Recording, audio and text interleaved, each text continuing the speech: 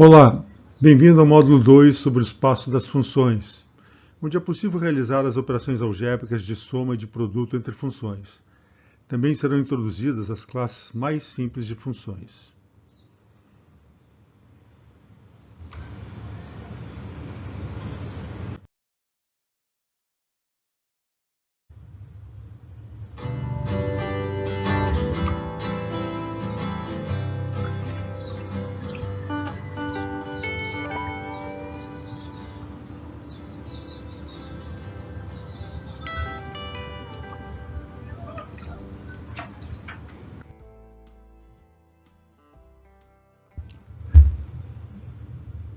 É comum usarmos a notação de uma letra do alfabeto como F, G ou H para se referir a uma função. Mas outras letras ou símbolos podem ser usados. Lembrando que para descrever uma função f de x em y, o domínio x, o contradomínio y e a lei de associação f devem ser explicitados através de expressões analíticas, de gráficos, de tabelas ou etc. Exemplos. Considere as funções f do intervalo menos 1 em r, dada por f de x igual a x ao quadrado, e a função g de r em r, dada por g de x igual a x ao quadrado. Essas funções são distintas porque os domínios são diferentes, logo as imagens são diferentes.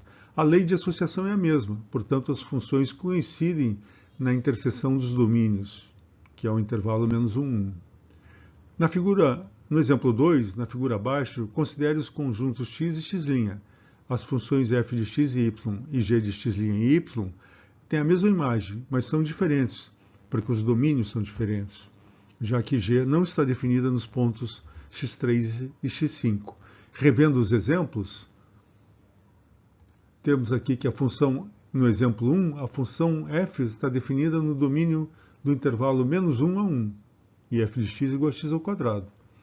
A função g está definida no domínio dos números reais inteiros, e g de x igual a x ao quadrado. Então, as duas funções têm a mesma lei de associação, porém, domínios distintos. Isso faz com que as funções sejam distintas.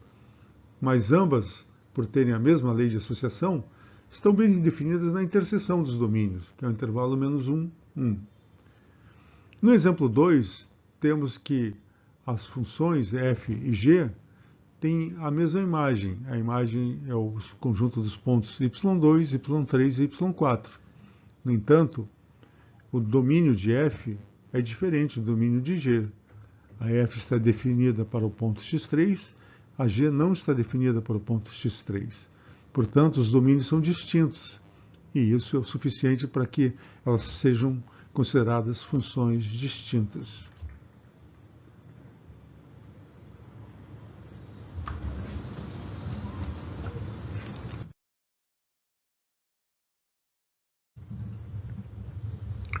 Agora considere que x é um subconjunto dos números reais. O gráfico de uma função f de x em r é o subconjunto do plano formado pelos pontos x, y, os pontos coordenados do plano, onde x pertence ao domínio e y é a imagem de f de x.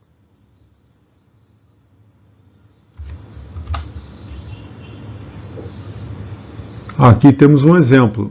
Então aqui temos o ponto x do domínio, marcado na abscissa, a imagem de f de x, marcada na ordenada, e aqui temos a coordenada, o par coordenado x, f de x. Então o conjunto desses pontos resulta no gráfico da função f. O gráfico é um dos elementos mais importantes para que possamos entender o comportamento e analisarmos o que diz uma função.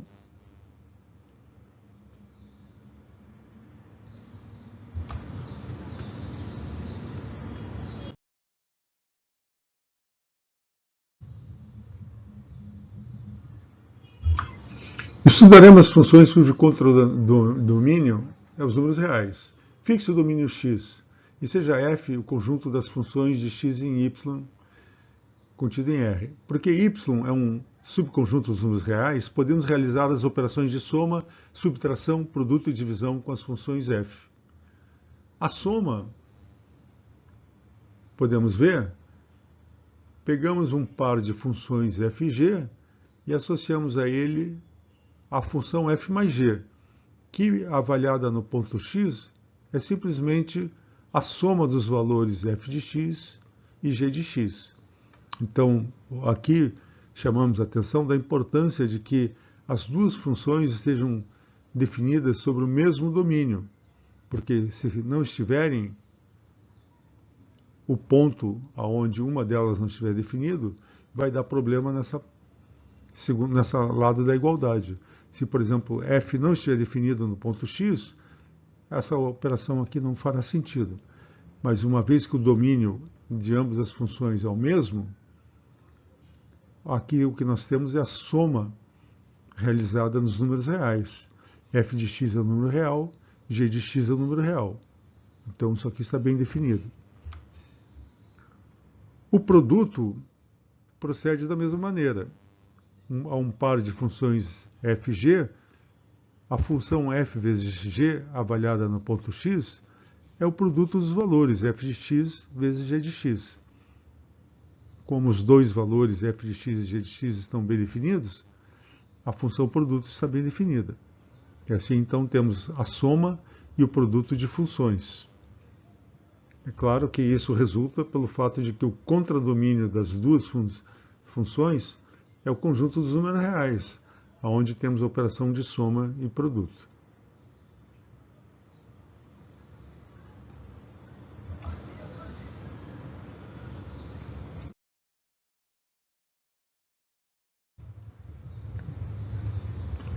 Exemplo de soma de funções. Fixe o intervalo menos 1, 1, e seja f de x igual a x e g de x igual a 1 menos x ao quadrado. Então, a função soma f mais g, avaliada no ponto x, é igual a x ao quadrado menos x mais x ao quadrado. E essa função está bem definida em todo o intervalo menos 1, 1. O segundo exemplo, considere as funções f de x igual a x e g de x igual a x ao quadrado menos 1 sobre x menos 1. Observe que g não está definida no ponto x igual a 1. Para somá-las e multiplicá-las, os domínios de f e g têm que ser iguais. Então, considere o domínio igual a números reais menos o ponto 1. Dessa forma, a soma f mais g, avaliada no ponto x, resulta na função 2x mais 1, efetuando as contas como mostra a imagem. Então veja o seguinte, a função 2x mais 1, ela, da maneira como ela está definida, ela não está definida no ponto 1, porque ela está definida como a soma de duas funções, f e g, mas a g não está definida no ponto 1. Então, essa função resultante aqui não pode estar definida no ponto 1. É uma questão formal, conceitual. A operação de soma se estende para a subtração de funções. Dadas f e g, segue que a função diferença f menos g avaliada no ponto x é igual à diferença dos valores f de x menos g de x. De novo, é necessário que as duas funções tenham o mesmo domínio.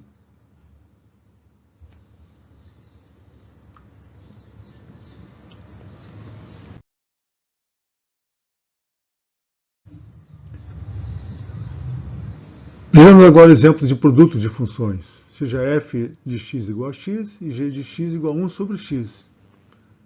Então, o produto das duas funções é igual a 1. O segundo exemplo, seja f de x igual a x e g de x igual a x mais 1 sobre x. Então, o produto das duas funções resulta em x ao quadrado mais 1. O produto se estende para a divisão de funções. Dadas fx de y e g de xy, segue que a divisão de f por g é igual, avaliada no ponto x, é igual a divisão de f de x dividido por g de x. Então, novamente, aqui, o fato de que que o contradomínio de f e g são números reais, nos permite realizar essa operação. Aqui vamos retornar aos exemplos e observar o seguinte: a função g não está definida no ponto x igual a zero. Então, o produto, nesse caso, é a função constante igual a 1, mas ela não está definida no ponto zero, porque da maneira como essa função f está definida, ela é o produto de f com g, e a g não está definida no ponto zero. O mesmo ocorre no segundo exemplo. A g não está definida no ponto zero. Então, a função x ao quadrado mais 1 obtida pelo produto de f por g não está definida no ponto zero. Então, de novo, é uma questão formal, conceitual, mas é relevante, que não pode ser ignorada.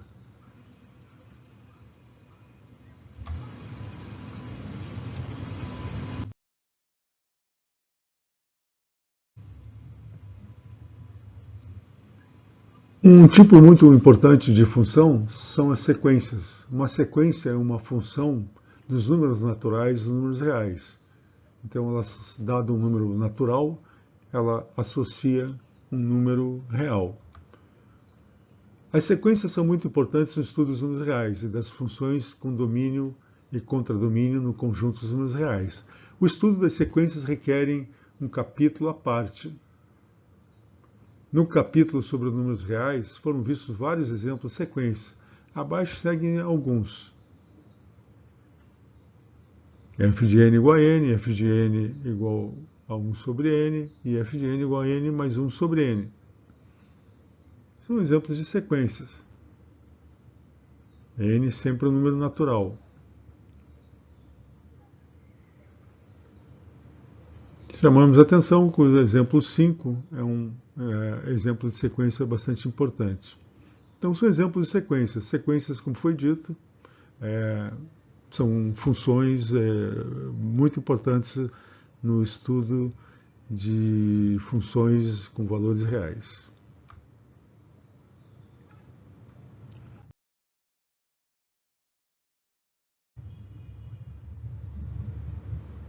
Um conceito importante no estudo de funções é o de taxa de variação, ΔF.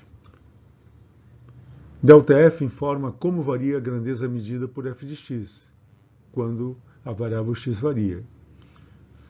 Então, seja f uma função de x em R, sejam x1 e x2, dois pontos no domínio de f. A taxa de variação de f nos pontos x1 e x2 é dada pelo quociente f de x2 menos f de x1 sobre x2 menos x1, que a gente denota como ΔF sobre ΔX.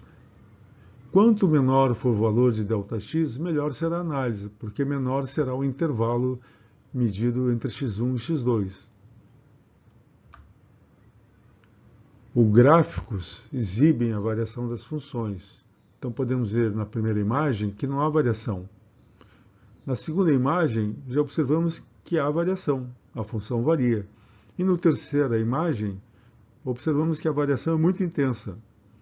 Então, a variação é um dado importante a ser considerado quando estamos estudando a grandeza que está sendo aferida pela função f. Então, temos esses três exemplos.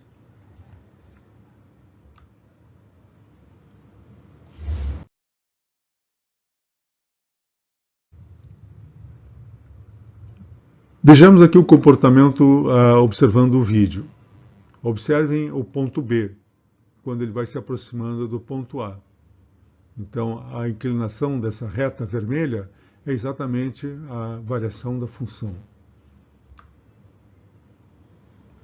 Observem que, em alguns intervalos, a inclinação da reta varia rapidamente. Em alguns é mais tranquilo, a variação é mais lenta. Em alguns intervalos, não, ela aumenta demasiadamente.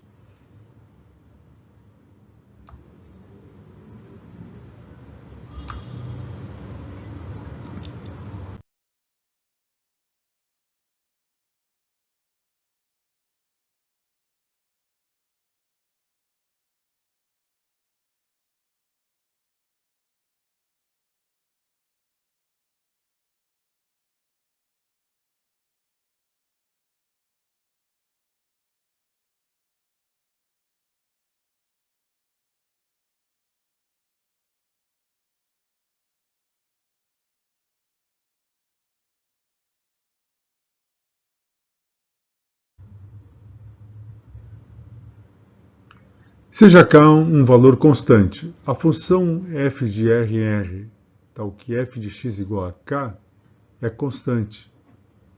F de x igual a k para todo x pertencente a R. O gráfico da função f de x igual a k é uma reta horizontal no plano cartesiano. A taxa de variação de uma função constante é sempre constante igual a zero. O coeficiente b igual a f de zero é o ponto de interseção do gráfico de f com o eixo y. Então essas são algumas observações relativas à função constante, que é a mais simples de todas as funções.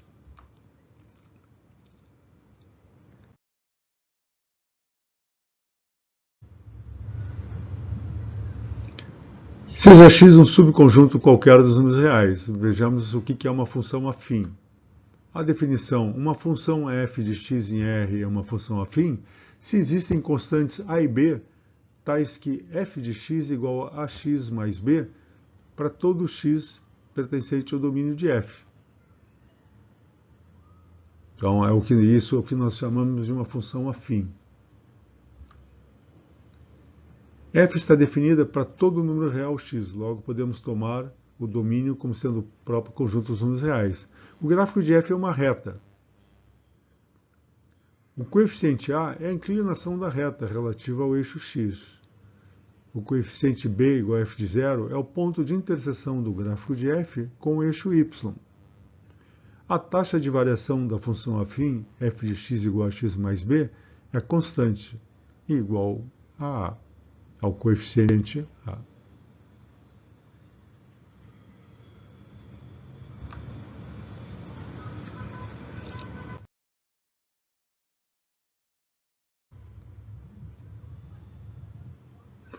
Determinação do coeficiente a da função afim f de x igual a x mais b. Sejam x1 e x2 dois pontos distintos do domínio de f, e f de x1 e f de x2 as respectivas imagens. Portanto, temos que f de x1 igual a x1 mais b, f de x2 igual a x2 mais b. Isso implica em que temos essa diferença. Com isso, obtemos que a é exatamente a variação da função, que é constante. Então, para f está determinada se conhecermos a imagem de dois pontos no domínio, porque o coeficiente b é muito fácil de ser determinado. Ele é apenas a diferença do valor da função no ponto x1 menos a vezes x1.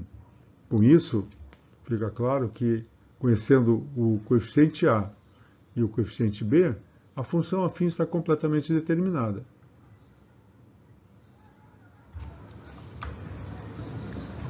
F é uma função constante se a igual a zero, como mostra a imagem. F é monótona crescente se o coeficiente a for positivo. E f é monótona decrescente se o coeficiente a for negativo.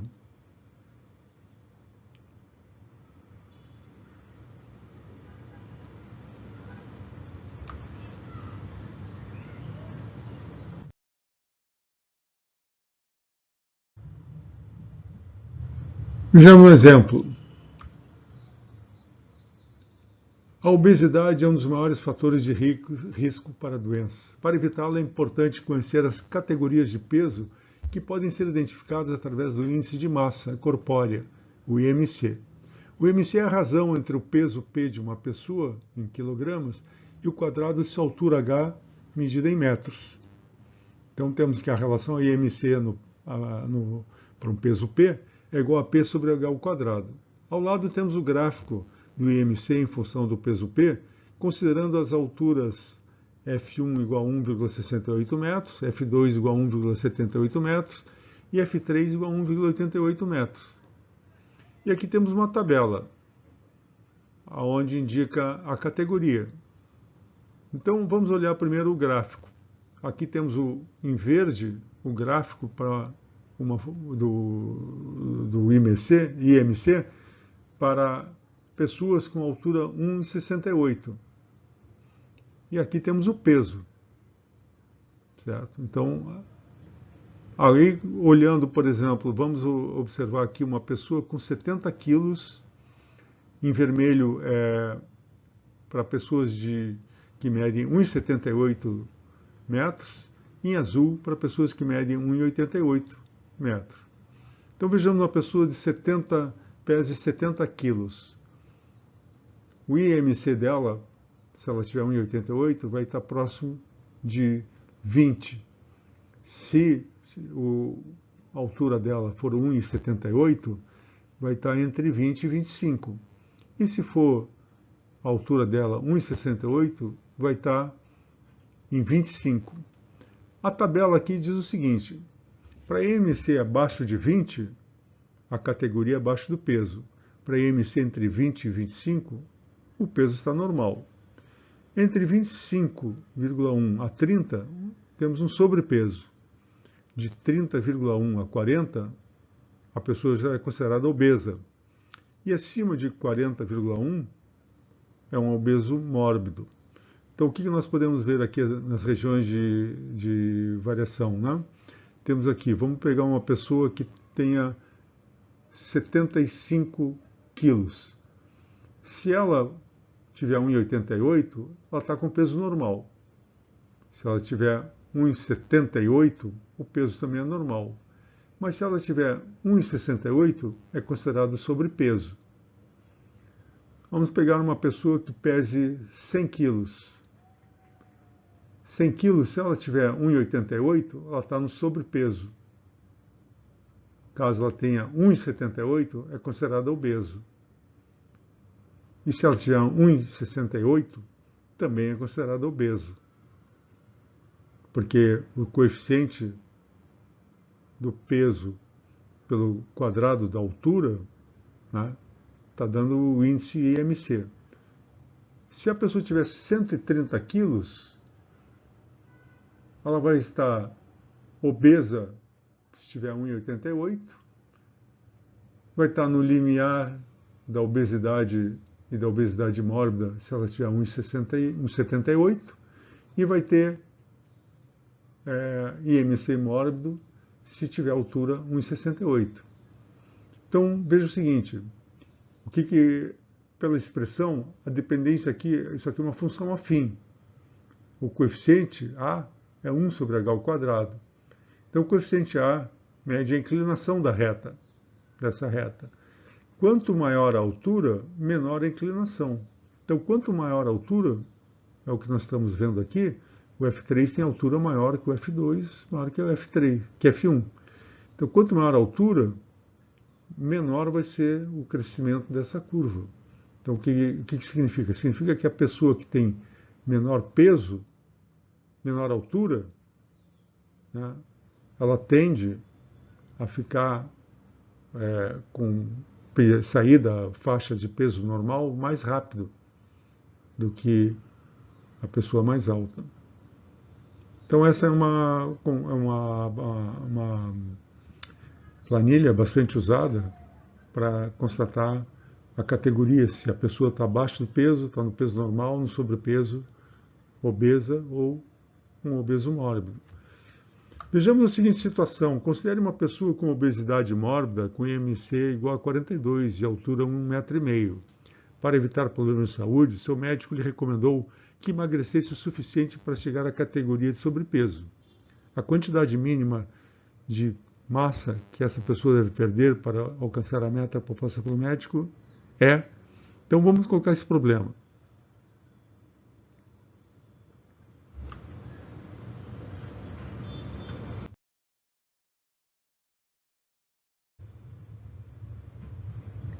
Vamos retornar ao problema. Considere uma pessoa com obesidade mórbida com IMC igual a 42 e altura 1,5 m. Para evitar problemas de saúde, seu médico lhe recomendou que emagrecesse o suficiente para chegar à categoria de sobrepeso. A categoria de sobrepeso significa que o IMC é menor ou igual a 30. Vejamos então. Ache a quantidade mínima de peso que essa pessoa deve perder para alcançar a meta proposta pelo médico. Pelo gráfico, o que nós temos? A altura 1,5 m. Então, a função IMC, em função do peso, é P sobre 2,25. Então, temos aqui o gráfico para essa função. Quando a pessoa tem IMC igual a 42, significa que ela está pesando 94,5 kg.